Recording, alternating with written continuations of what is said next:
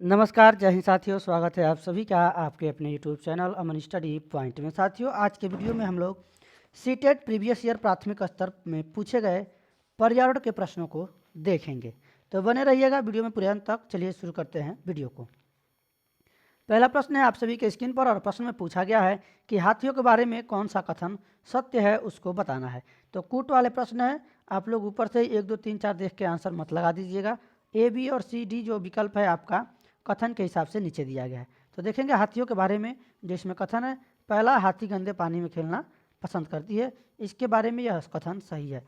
3 महीने के हाथी के बच्चे का वजन लगभग 200 किलोग्राम होता है, यह भी सही है। अधिकांश बड़े हाथी एक दिन में लगभग 100 किलोग्राम पत्ते झाड़ियाँ खा लेते हैं। यानी पहला, तीसरा और चौथा ऑप्शन सी इस प्रश्न का सही जवाब होगा। सी के साथ आंसर जाएगा। चलेंगे अगले प्रश्न की ओर। मधुबनी चित्रकला के बारे में सही कथन चुनिए। ऑप्शन है आप सभी के स्क्रीन पर। तो सबसे पहले हम आपको बता दें, जो मधुबनी राज्य है यह राजस्थान का विशिष्ट अति प्रसिद्ध जिला नहीं है, यह बिहार का प्रसिद्ध जिला है। तो यहाँ पर डी वाला ऑप्शन क्रॉस यानी गलत होगा। इस प्रश्न का सही जवाब होगा ऑप्शन डी, यानी ए बी और सी इस प्रश्न का सही जवाब होगा। ये सभी मधुबनी चित्रकला के बारे में कथन सही हैं। फटाफट प्रश्नों को देखेंगे, बस आप लोग धैर्य के साथ वीडियो में बने रहिएगा। पूरे 30 प्रश्नों को आज हम लोग देखेंगे। कोई पक्षी पेड़ की ऊंची डाल पर अपना घोंसला बनाता है, यह पक्षी हो सकता है। तो ऑप्शन जाएगा ऑप्शन सी के साथ। यह कौवा पक्षी की बात की जा रही है। चलेंगे अगले प्रश्न की ओर। कौवा जो है अपनी घोंसला जो है ऊंची डाल पर बनाता है। पोचमपल्ली एक गांव है। यह गांव एक विशेष प्रकार के कपड़े की बुनाई के लिए प्रसिद्ध है और इसे भी पोचमपल्ली ही कहते हैं। यह गांव निम्नलिखित में से किसका भाग है? तो देखेंगे इस प्रश्न का सही जवाब। इस प्रश्न का सही जवाब जाएगा आपका ऑप्शन सी के साथ, आंध्र प्रदेश। पोचमपल्ली यह आंध्र प्रदेश का गांव था, यहाँ साड़ियों की बुनाई की जाती है। पहले पोचमपल्ली आंध्र प्रदेश में था, लेकिन अब यह तेलंगाना का जो है भाग हो गया है। चलेंगे अगले प्रश्न को देखेंगे। अगला प्रश्न है रेगिस्तानी ओक के बारे में सही कथन चुनिए। तो यहाँ पर देखेंगे रेगिस्तानी ओक के बारे में ऑप्शन बी इस प्रश्न का सही जवाब होगा, यानी ए सी और डी इस प्रश्न में ये कथन रेगिस्तानी ओक के बारे में सही है। अगला प्रश्न देखेंगे अबू धाबी के विषय में सही कथन चुनिए। तो पेपर से पहले आप लोग प्रीवियस ईयर के जितने क्वेश्चन पेपर हैं सबको लगा डालिए, ताकि पता चले कि किस प्रकार से प्रश्न आपकी परीक्षा में अभी तक पूछे गए हैं और आने वाले जो संभावित प्रश्न हैं किस प्रकार से पूछे जाएंगे। तो अबू धाबी के विषय में कौन सा कथन यहाँ पर सही होगा बताएंगे। इस प्रश्न का सही जवाब होगा ऑप्शन डी, ए बी और सी। यहाँ की स्थानीय भाषा अरबी है। यहाँ पर जो है अबू धाबी में पानी पेट्रोल से महंगा है, यह रेगिस्तानी इलाके में है। तो चलेंगे अगले प्रश्न की ओर, देखेंगे अगले प्रश्न को। कुछ जानवर रात में जागते हैं। ये जानवर हर चीज़ को जिन रंगों में देखते हैं वे हैं।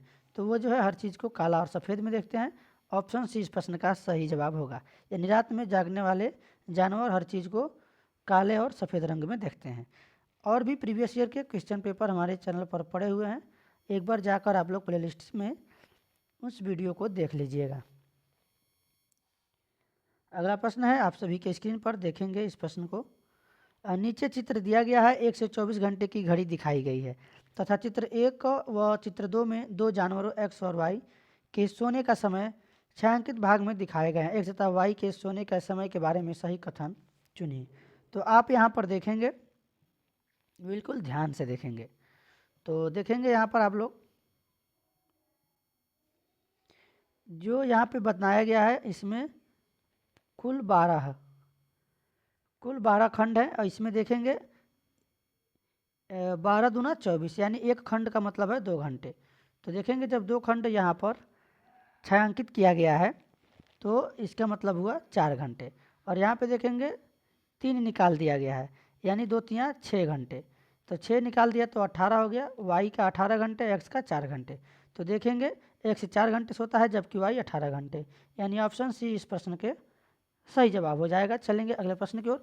मृत सागर क्या है? तो मृत सागर जो है एक ऐसा सागर है जो सबसे ज़्यादा क्या होता है, खारा होता है, यानी नमकीन होता है। तो इस प्रश्न का सही जवाब लगाएंगे ऑप्शन बी के साथ। चलेंगे अगले प्रश्न की ओर, देखेंगे अगले प्रश्न को। कक्षा 3 के विद्यार्थियों को भोजन का पाठ पढ़ाते समय अंजलि भोजन संबंधी आदतों में सांस्कृतिक या क्षेत्रीय विविधता पर विशेष ध्यान देना चाहती है। नीचे दिए गए अधिगम अवसरों में किसके द्वारा विद्यार्थियों को वांछित जानकारी दी जा सकती है? तो देखेंगे ऑप्शन है आप सभी के स्क्रीन पर। इस प्रश्न का सही जवाब आपका ऑप्शन बी हो जाएगा।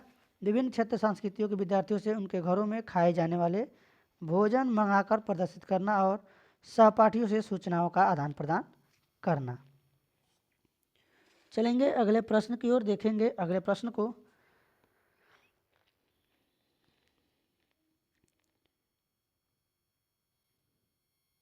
कक्षा 5 के विद्यार्थियों को पर्यावरणीय चिंताओं के बारे में पढ़ाते समय प्रीति प्रदूषण पर अधिक बल देना चाहती है। वांछित उद्देश्य को प्राप्त करने के लिए दिए गए क्रियाकलापों में से कौन सा सर्वाधिक प्रभावी हो सकता है? तो ऑप्शन है आप सभी के स्क्रीन पर। इस प्रश्न का सही जवाब जाएगा ऑप्शन सी के साथ। चलेंगे अगले प्रश्न की ओर। नेहा कक्षा 5 के ईवीएस विषय में नीचे दी गई मूल्यांकन तकनीकी का प्रयोग करती है। नीचे दी गई तकनीकों में कौन सा युगल अधिक वस्तुनिष्ठ मूल्यांकन दे सकता है? तो इस प्रश्न का सही जवाब होगा ऑप्शन बी, हस्त सिद्ध क्रियाकलापों का मूल्यांकन और मौखिक परीक्षा। तो पहला और फोर्थ विकल्प इसमें सही होगा। बी के साथ आंसर लगाएंगे। चलेंगे अगले प्रश्न की ओर। ईवीएस की किसी अच्छे गृह कार्य को मुख्यतः किस पर केंद्रित होना चाहिए? तो इसको केंद्रित होना चाहिए वास्तविक अधिगम के लिए चुनौतियों पर और उत्तेजना पर। सी ऑप्शन इस प्रश्न का सही जवाब होगा। अगला प्रश्न है, शालिनी ने कक्षा 4 विद्यार्थियों को विज्ञान केंद्र से दिखाने के लिए शैक्षिक भ्रमण की योजना बनाई है। नीचे दिया गया कौन सा सामान्य निर्देश इस भ्रमण के लिए अप्रासंगिक है, यानी जो है सही नहीं है? बताएंगे। इस प्रश्न का सही जवाब आपका होगा ऑप्शन बी, अपना दिन भर का पूरा बस्ता लेकर आना। ये सभी प्रासंगिक है यानी सही है। बी के साथ आंसर लगाएंगे। प्राथमिक स्तर की अच्छी ईवीएस पाठ्यचर्चा में होना चाहिए, तो उसमें होना चाहिए अपने आसपास को खोजने के अवसर प्रदान करना यानी ऑप्शन बी इस प्रश्न का सही जवाब होगा। प्रोत्साहित करना, अवसर देना, ये सभी सकारात्मक टैग वर्ड हैं। ऐसे विकल्प ज़्यादा आपके सीडीपी में जो है पेडागोजी से संबंधित प्रश्न सही होते हैं। प्राथमिक स्तर की ईवीएस पाठ्यपुस्तकों में कविताएं और कहानियां सम्मिलित करने का क्या कारण है? तो ऑप्शन है आप सभी के स्क्रीन पर। देखेंगे इस प्रश्न का सही जवाब आपका जाएगा ऑप्शन बी के साथ, विषय के अधिगम को आमोद प्रमोद प्रदान करना। अगला प्रश्न है, 4 भावी शिक्षकों से कक्षा 5 के विद्यार्थियों के लिए मूल्य विषय यात्रा पर प्रस्तुतिकरण बनाने के लिए कहा गया। प्रत्येक ने निम्नलिखित नीतियों से किसी एक पर मुख्य रूप से केंद्रित किया। तो इस प्रश्न का सही जवाब बताएंगे। ऑप्शन यहाँ पर डी सही होगा इस प्रश्न का सही जवाब।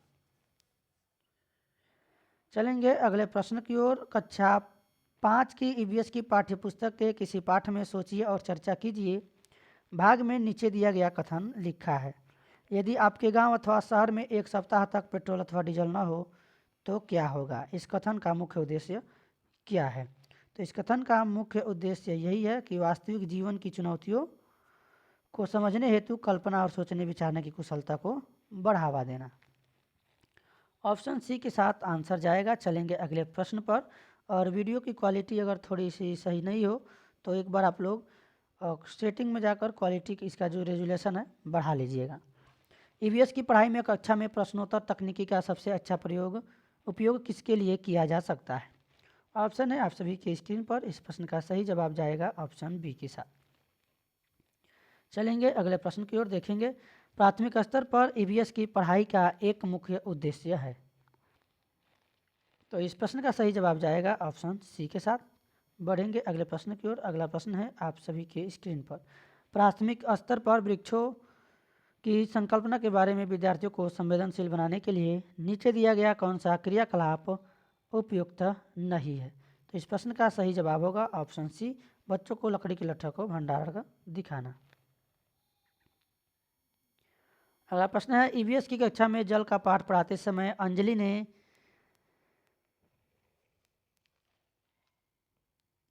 कक्षा में जल के विभिन्न स्रोतों और जल को संरक्षित करने के लिए व्यक्तिगत क्रिया पर रोल प्ले आयोजित किया। इस क्रियाकलाप का मुख्य उद्देश्य है। तो इस प्रश्न का सही जवाब होगा ऑप्शन बी यानी सी के साथ आंसर जाएगा। अगला प्रश्न है, प्राथमिक स्तर पर ईवीएस की पाठ्यचर्चा को शुद्ध विज्ञान और सामाजिक विज्ञान की संकल्पनाओं को सम्मिलित करके विकसित किया गया है। ऐसा करने का मुख्य उद्देश्य है। ऑप्शन है, आप सभी के स्क्रीन पर देखेंगे। इस प्रश्न का सही जवाब होगा ऑप्शन ए के साथ आंसर लगाएंगे। शिक्षार्थियों को पर्यावरण को साकल्यवादी ढंग से देखने योग्य बनाना। अगला प्रश्न है, ईवीएस में सामाजिक असमानताओं पर अधिक बल देने के लिए निम्नलिखित में से कौन सा अधिक प्रभावी अधिगम होगा। तो इस प्रश्न का सही जवाब आपका जाएगा ऑप्शन डी के साथ। चलेंगे अगले प्रश्न की ओर, देखेंगे अगले प्रश्न को। पसंद नापसंद के बारे में चर्चा करते समय किसी छात्र ने कहा, मुझे और मेरी माँ दोनों को सांप खाना बहुत पसंद है। जब भी हमें सांप खाने की इच्छा होती है, हम पास के किसी होटल में जाकर लिंगुफेन खाते हैं। यह छात्र कहाँ का हो सकता है? तो यह छात्र आपका कहाँ का होगा? यह बात की जा रही है आपका लिंगुफेन हांगकांग की, वहाँ का एक पकवान है। तो बी के साथ आंसर जाएगा। चलेंगे अगले प्रश्न की ओर। अगला प्रश्न है आप सभी के स्क्रीन पर। वीडियो फास्ट इसलिए बनाया जा रहा है कि वीडियो थोड़ा सा बड़ा ना हो, कम समय में पूरे प्रश्नों को देखा जा सके। ब्रेल लिपि के बारे में नीचे दिए गए कथनों का अध्ययन कीजिए। ऑप्शन है, आप सभी के स्क्रीन पर देखेंगे। इस प्रश्न का सही जवाब क्या होगा? तो इस प्रश्न का सही जवाब होगा, ब्रेल लिपि मोटे कागज पर बिंदुओं पर उभरे हुए बिंदु बनाकर लिखा जाता है। यह बिंदु 8 बिंदुओं पर नहीं होती है, 6 बिंदुओं पर आधारित होती है। लुइस ब्रेल ने इसको जो है बनाया था, फ्रांस के रहने वाले थे। बिंदुओं की पंक्तियाँ किसी नुकीले औजार से बनाई जाती हैं। ये भी सही है। इससे उभरे हुए बिंदुओं पर हाथ फेर कर पढ़ा जाता है।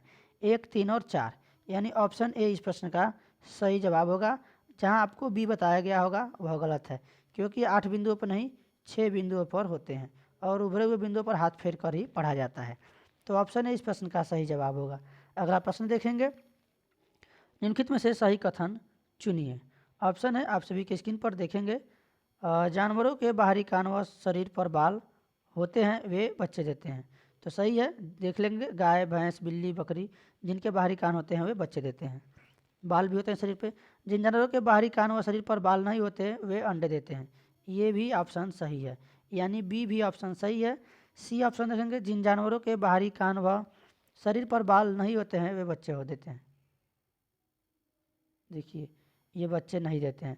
जिन जानवरों के बाहरी कान व शरीर पर बाल होते हैं वे अंडे देते हैं, ये गलत है। ए और बी दो ही ऑप्शन हमारे सही हैं।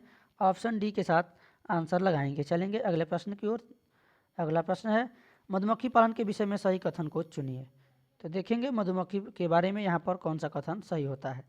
तो इसमें जो है, मधुमक्खी पालन शुरू करने का सबसे अच्छा समय जनवरी मार्च है, ये गलत है, सही नहीं है। लीची के फूल मधुमक्खियों को लुभाते हैं, सही है। मधुमक्खी पालने के उनके द्वारा उत्पादित शहद का भंडारण करने के लिए बक्सों की आवश्यकता होती है, ये भी सही है। मधुमक्खियों के लिए मीठा घोल बनाने के लिए चीनी खरीदी जाती है, यानी 2, 3 और 4। ऑप्शन सी इस प्रश्न का सही जवाब होगा। चलेंगे अगले प्रश्न की ओर। अगला प्रश्न है आप सभी के स्क्रीन पर।